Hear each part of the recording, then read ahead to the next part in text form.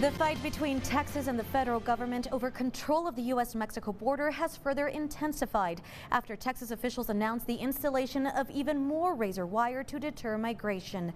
Good evening, everyone, and thank you so much for tuning in to KTSM 9 News at 6. I'm Monica Cortez. The U.S. Supreme Court ordered Texas last week to allow federal patrol of border agents access to the state's border with Mexico, where Texas officials have deployed miles of concertina wire. Our very own reporter Oriana Botaro shows us what it looks like right here at our own border. The state of Texas continues with the installment of the razor wire fence, despite the Supreme Court's ruling to have the fence removed. But this isn't stopping migrants from making the dangerous cross. He says, "I crossed over the fence. The person I was with got tangled in the razor wire, and he had to grab the wire with his hands to cross over. His whole back was badly cut."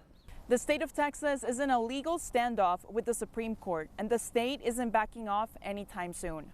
We are putting up wire, Martha, everywhere we can. We will continue. We will not stop. If they cut it, we will replace it. The Supreme Court's ruling to remove the razor wire has drawn a lot of controversy.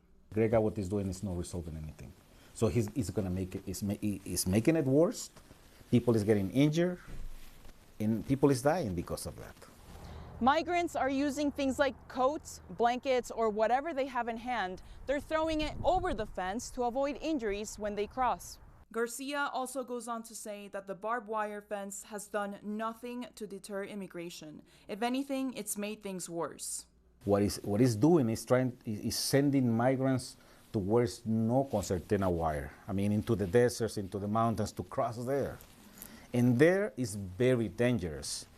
So far, the wire fence has not been taken down as quickly as many were hoping it would, as many court filings are still to come. What's evident is that the next couple of months will be very decisive for border towns across the state of Texas, as lawmakers are still trying to reach a deal on Biden's bipartisan border legislation, which, if it were to pass, then it would limit migrant encounters up to 5,000 a day. Reporting from the U.S.-Mexico border, Oriana Botaro, KTSM 9 News.